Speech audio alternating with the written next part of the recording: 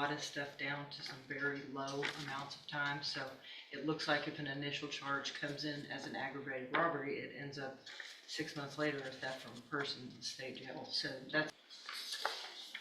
I'm just glad to have it here. I know. It's always nice to have.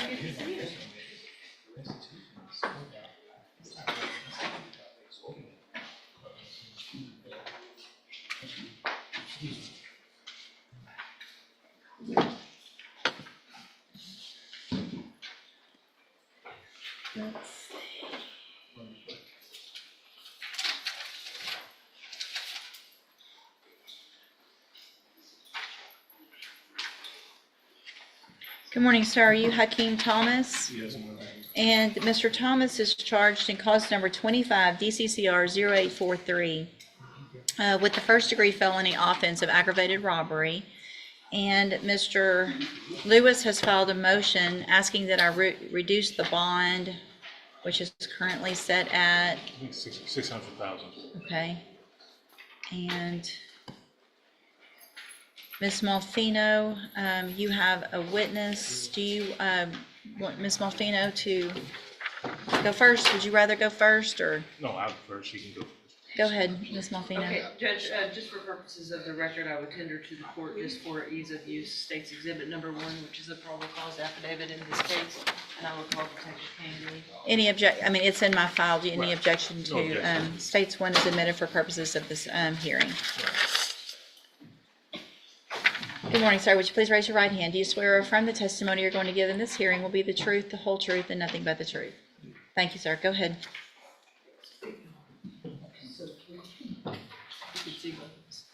Could you please state your name for the record? Dwight Dean, And how are you employed? Beaumont Police Department, How long have you been in the city of Beaumont? 31 years. You're a certified peace officer in the state of Texas. Yes, ma'am. And you and I discussed this case involving Hakeem Thomas as well as his co-defendant Tyree Hartley last week. Can you, and we're here in order to address the bond in this case. Can you briefly go over your involvement in the case and your familiarity with the facts in this case and why you think it's important that this defendant remains in custody? My involvement is through Southeast Texas. I love that task force. We deal with auto burglaries, and a new offense as was added to our penal code called jugging. We believe that this offense started out as a possible jugging on breaking into a car, and which ended up into injury with two of the guys involved. One standing here as well.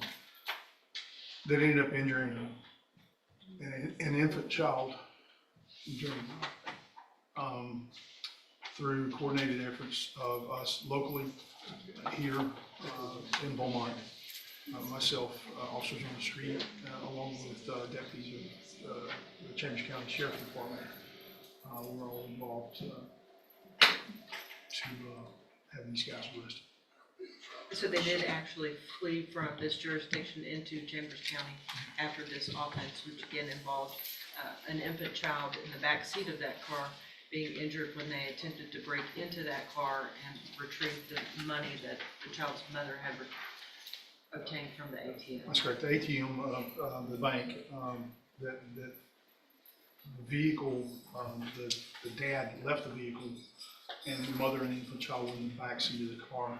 Not only did they break into the car with shattering glass on top of the baby and the mother in the car, with her continued efforts during the crime itself, they didn't stop. They kept on. Once they were successful, if you could say that, in any kind of theft, they did flee from here and were actually located, found in the same vehicle.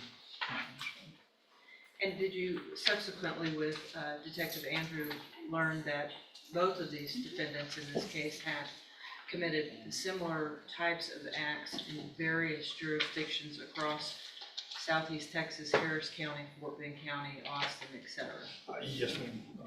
Some of it did happen that actual day, and of course some of it was put together, shredded the background.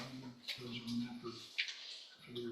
And is it your position, based on all of your years of training and experience as an officer here in Jefferson County, Texas, that to maintain the security and well-being of the safety of the citizens of Jefferson County, that it be best that pending prosecution of this offense, this defendant at least remain with some kind of a high bond from this court? Yes, ma'am. Thank you. I'll pass the witness, Judge. Thank you. Mr. Lewis? Yes, just briefly. Now, you said you were definitely part of the investigation of this allegation, correct? That's correct. Now, during your investigation, was it ever shown that a weapon or any deadly weapon anything was exhibited to the plaintiff witness? Or Not that anything? I'm aware of. So there was no weapon involved as far as we know? Not that I'm aware of. Okay.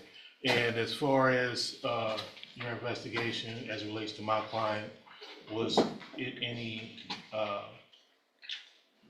statements or evidence that showed that he was involved with the actual breaking of that of the glass or possibly injuring the child involved? Not that I'm aware of.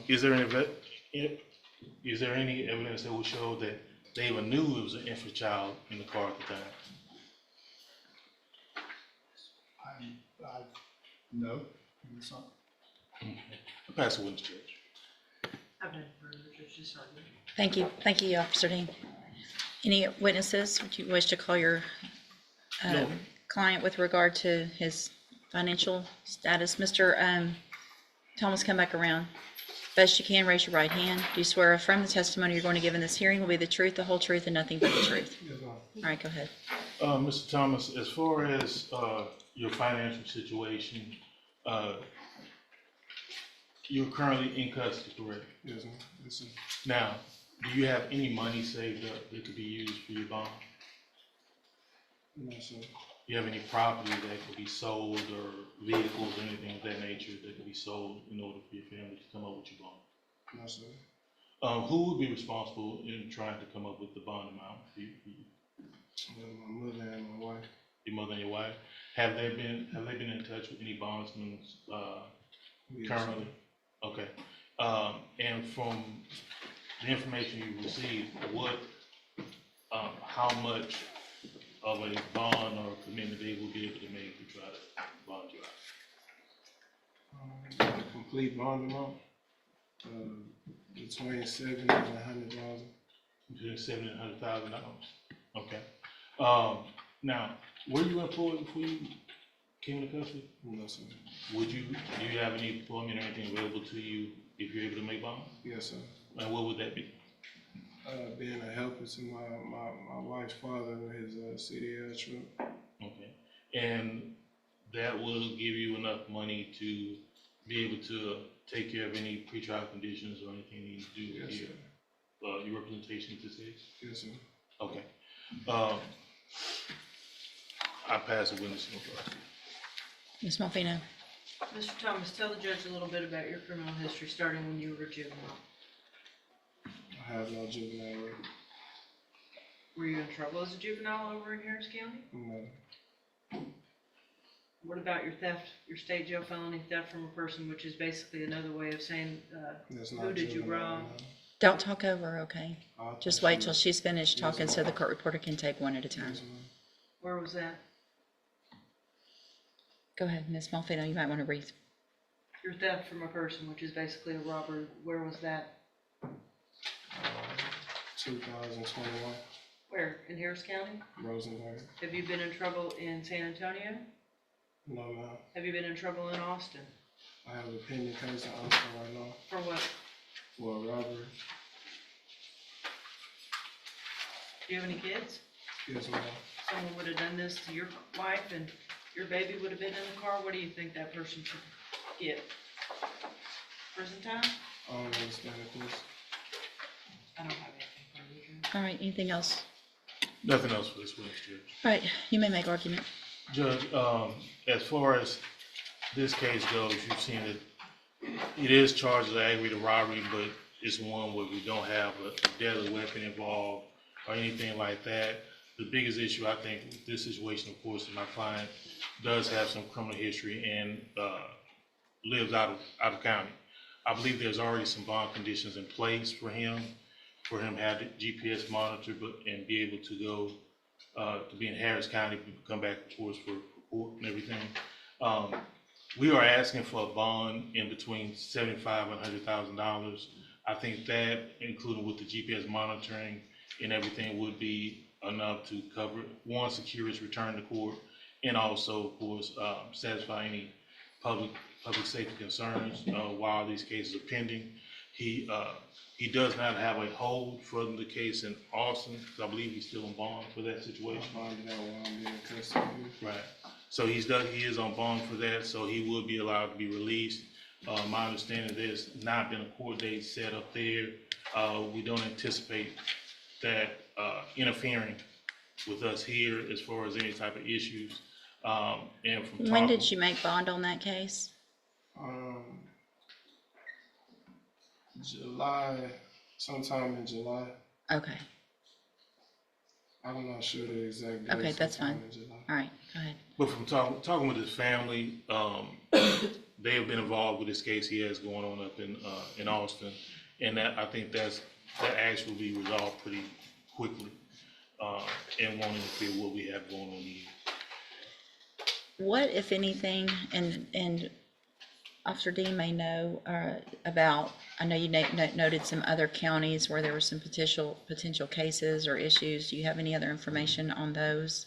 I have reached out to Fort Bend, Judge. I have had difficulty in getting a final answer. A charge looks very looming.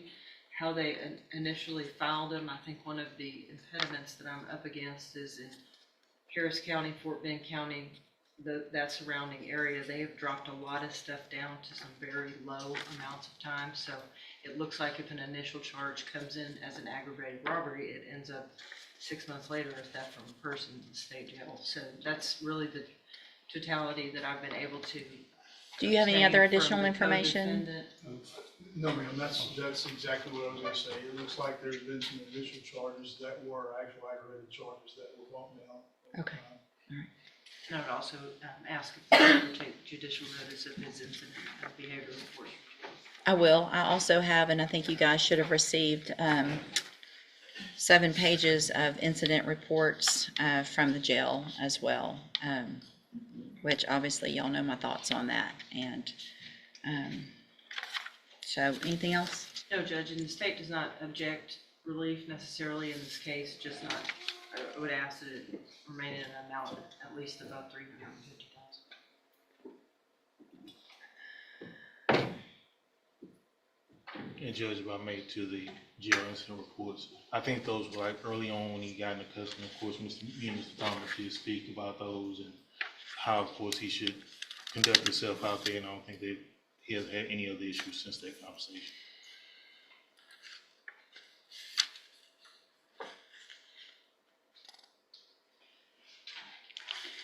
I guess my concern, and I understand from the probable cause that the allegation is that Mr. Thomas was the driver of the car, but I don't know that that makes it any better whatsoever, because it doesn't sound like there's any evidence on why he and Mr. Hartley were in Jefferson County, if they're from Harris County and that's where he's going to live, why they're in Austin, why they're wherever they are, other than to come into our county and break into people's cars or jug, which has become a huge issue. And so based on the evidence today with regard to this specific offense, based on the jail incident reports, based on the information received through, again, take judicial notice of the court's file, the magistration information as well, the fact that there is at least one pending case that is similar, others that sound similar, just with some different outcomes, I don't think it is in anyone's best interest that Mr. Thomas